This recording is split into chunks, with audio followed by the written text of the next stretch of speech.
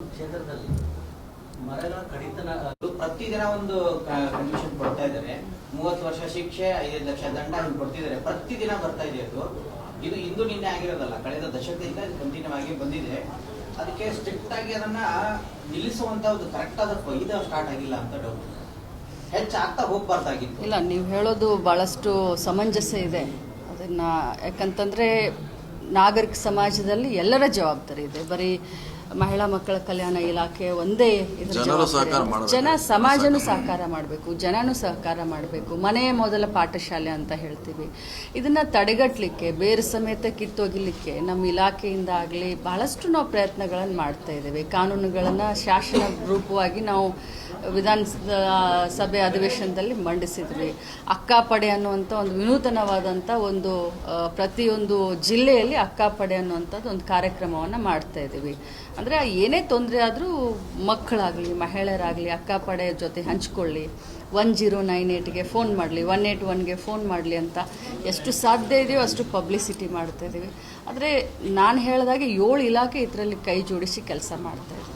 ಬರೀ ನಮ್ಮ ಇಲಾಖೆ ಅಷ್ಟೇ ಅಲ್ಲ, ಯಾಕಂದರೆ ಕಾನೂನು ವಿಭಾಗ ಬೇಕು, ಪೊಲೀಸ್ ಅವರ ಸಹಕಾರ ಬೇಕು, RDPR ಸಹಕಾರ ಬೇಕು, ಅರ್ಬನ್ ಡೆವಲಪ್ಮೆಂಟು, ಪೌರಾಡಳಿತ, ಮಹಿಳಾ ಮಕ್ಕಳ ಕಲ್ಯಾಣ ಇಲಾಖೆ, ಆರೋಗ್ಯ ಇಲಾಖೆ, ಶಿಕ್ಷಣ ಇಲಾಖೆ, 7 ಇಲಾಖೆಗಳ ಕೈ ಜೋಡಿಸಿ ಇದನ್ನು ಒಂದು ಬೇರೆ ಮಟ್ಟದಿಂದ ತೆಗೆದು ಒಗಿಬೇಕು, ಈ ಪ್ರಕರಣಗಳಾಗಬಾರ್ದು ಅಂತ ನಾವೆಲ್ಲ ಪ್ರಯತ್ನ ಮಾಡ್ತಾ ಇದ್ದೇವೆ.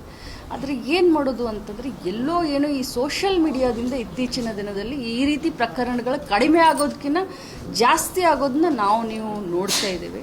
ಸೋಷಿಯಲ್ ಮೀಡಿಯಾವನ್ನು ಕಂಟ್ರೋಲ್ ತರಬೇಕು. ಮಕ್ಕಳಿಗೆ ಅದಕ್ಕೆ ವಿನೂತನ ಕಾರ್ಯಕ್ರಮ ನನ್ನ ಕ್ಷೇತ್ರದಿಂದ ನಾನು ಶುರು ಮಾಡಿದ್ದೀನಿ. ರಾತ್ರಿ 7 ಗಂಟೆಯಿಂದ 9 ಗಂಟೆವರೆಗೆ ನಾವು ಸೋಷಿಯಲ್ ಮೀಡಿಯಾ ಬಂದ್ ಮಾಡಿ ಗ್ರಾಮ ಪಂಚಾಯಿತಿಯಲ್ಲೇ ನಾನು ಎಲ್ಲ ಕಡೆ ಆರ್ಡರ್ ಮಾಡಿಸಿದ್ದೀನಿ. ಯಾಕಂತಂದರೆ ಮಕ್ಕಳಿಗೆ ವಿದ್ಯಾಭ್ಯಾಸ ಮಾಡಲಿಕ್ಕೆ ಎನ್ಕರೇಜ್ ಮಾಡಬೇಕು ಅಂತ ಹೇಳಿ 7 to 9 no TV, no social media, no mobile ಅಂತ ಹೇಳಿ ಒಂದು ವಿನೂತನ ಒಂದು ಇದನ್ನು ನನ್ನ ಕ್ಷೇತ್ರದಿಂದ ಶುರು ಮಾಡಿದ್ದೇನೆ.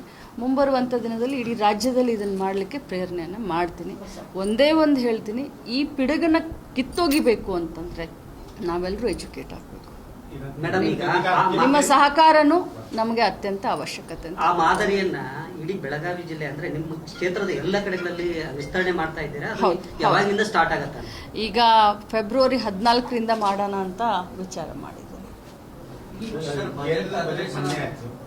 ಕೇಂದ್ರ ಬಜೆಟ್ ಮೊನ್ನೆ ಆಯಿತು. ಬೆಳಗಾವಿ ಏನು ಕೊಡುಗೆ ಸಿಗುತ್ತೆ? ಮಾಜಿ ಮುಖ್ಯಮಂತ್ರಿ ಬೆಳಗಾವಿ ಸಂಸದರು ಪ್ರತಿನಿಧಿಸ್ತಾರೆ. ಬಹಳ ದೇಶದ ನಿರೀಕ್ಷೆಗಳಿತ್ತು. ಬೆಳಗಾವಿ ಸಂಸದರು ಹೋಗ್ತಾರೆ. ಯಾಕೋ ರಿಪಬ್ಲಿಕ್ದವ್ರು ಸ್ವಲ್ಪ ಸಾಹೇಬ್ರನ್ನು ಕೇಳ್ರು. ಮೇಡಮ್ ತಾವೊಂದು ಮಾತು ಹೇಳಿದ್ರಿ, ಇಲ್ಲಿ ಅಡ್ರೆಸ್ ಇಲ್ಲ ಅಂತ ಹೇಳಿ. ಇದುವರೆಗೆ ಸಂಸದರು ಏನಂತಂದ್ರೆ ಬೆಳಗಾವಿ ಜಿಲ್ಲೆಯಲ್ಲಿ ಅಡ್ರೆಸ್ ಇಲ್ಲ. ಅವ್ರು ಬರೇ ಅತಿಥಿಗಳ ಬರ್ತಾರೆ, ಹೋಗ್ತಾರೆ,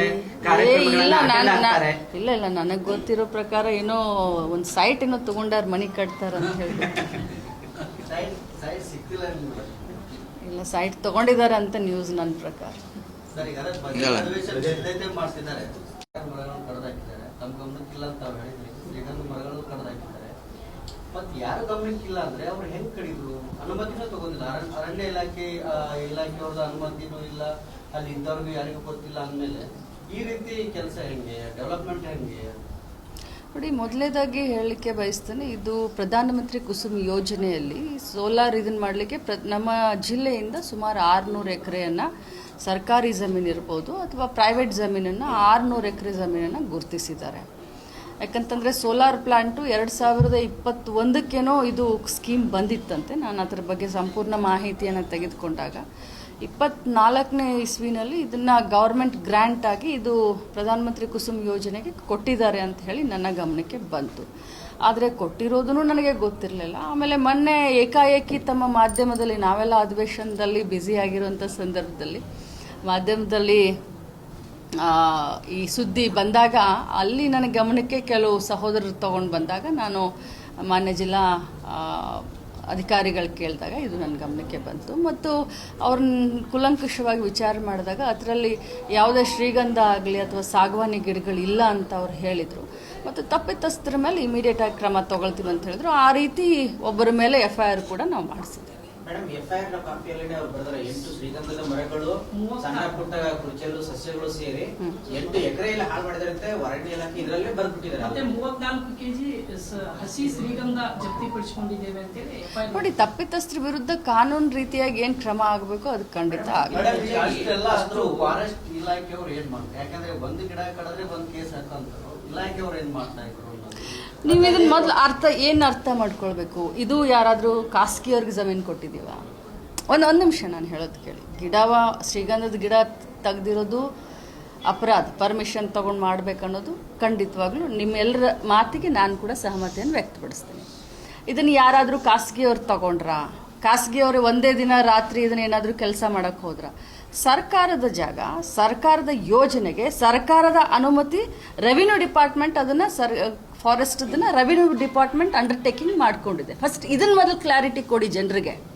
ಇಲ್ಲಿ ಏನಾಗ್ತಾ ಇದೆ, ಏನು ತೋರಿಸ್ತಾ ಇದ್ದೀರಾ, ಏನೋ ಇದರಲ್ಲಿ ಕುಮ್ಮಕ್ಕಿದೆ, ಯಾರೋ ಖಾಸಗಿಯವರು ಬಂದಿದ್ದಾರೆ, ಏನೋ ಮಾಡ್ತಾ ಇದ್ದಾರೆ. ನೋ, ಇದು ಸರ್ಕಾರಿ ಯೋಜನೆ, ಕೇಂದ್ರ ಸರ್ಕಾರದಿಂದ ಬಂದಂಥ ಯೋಜನೆ. ರೆವಿನ್ಯೂ ಡಿಪಾರ್ಟ್ಮೆಂಟು ಫಾರೆಸ್ಟ್ ಡಿಪಾರ್ಟ್ಮೆಂಟ್ ಹತ್ರ ಮಾತನಾಡಿ ಮಾಡ್ಕೊಂಡಿರುವಂಥ ಯೋಜನೆ. ಇದರಲ್ಲಿ ನಮ್ಮ ಪಾತ್ರ ಏನು ಬರುತ್ತೆ? ಎಸ್, ಅಫ್ಕೋರ್ಸ್ ನಾನು ಆ ಭಾಗದ ಶಾಸಕಿ, ನನ್ನ ಗಮನಕ್ಕೆ ಅವ್ರು ತರಬೇಕಾಗಿತ್ತು, ನನ್ನ ಗಮನಕ್ಕೆ ಅವ್ರು ತಂದಿಲ್ಲ. ನನಗೆ ಗೊತ್ತಾದ ತಕ್ಷಣ ನಾನು ಅದನ್ನ ಕೆಲಸವನ್ನು ಸ್ಟಾಪ್ ಮಾಡಿಸಿದ್ದೀನಿ. ಡೆವಲಪ್ಮೆಂಟ್ಗೆ ಕಾಡೇ ಬೇಕಿತ್ತ ಅಂತ ಹೇಳಿ ಜನ ಪ್ರಶ್ನೆ ಮಾಡ್ತಿದ್ದಾರೆ ಮೇಡಮ್. ಈಗ ಇವತ್ತು ಪ್ರತಿಭಟನೆ ಕೂಡ ಮಾಡ್ತಿದ್ದಾರೆ. ನೋಡೋಣ, ಮಾತಾಡ್ತೀನಿ. ಬೇರೆ ಗೈರಾನ್ ಜಮೀನ್ ಐತಿ, ಮಾತಾಡ್ತೀನಿ. ಇದಿಲ್ಲ ಅಂತ ಹೇಳಿ. ಮೇಡಮ್, ಈಗ ಮೇಡಮ್, ಇನ್ನೊಂದು ಮೆಟ್ರೋ ದರ ಕೂಡ ಹೆಚ್ಚಳ ಮಾಡಿದ್ದಾರೆ, ಅದಕ್ಕೆ ವಿರೋಧ ಕೂಡ ಆಗ್ತಿದೆ. ಯಾವ್ಯಾವ ದರ ಹೆಚ್ಚಳ ಆಗಿದ್ದಾವೆ ಹೇಳ? ಡಾಲರ್ಸ್ ದರ ಏನಾಗಿದೆ ಹೇಳ ನಿಮಗೆ? ಬಂಗಾರದ ದರ ಏನಾಗಿದೆ? ಬೆಳ್ಳಿ ದರ ಏನಾಗಿದೆ? ಪೆಟ್ರೋಲ್ ಏನಾಗಿದೆ? ಡೀಸೆಲ್ ಏನಾಗಿದೆ? ಗ್ಯಾಸ್ ಏನಾಗಿದೆ? ಕಾಳುಕಡಿ ದರ ಏನಾಗಿದೆ? ಎಣ್ಣೆ ದರ ಏನಾಗಿದೆ? ಕ್ರೂಡ್ ಆಯಿಲ್ ದರ ಎಷ್ಟಿತ್ತು, ಎಷ್ಟಾಗಿದೆ? ಕೇಳಿ ಬೇರೆ ಪ್ರಶ್ನೆ.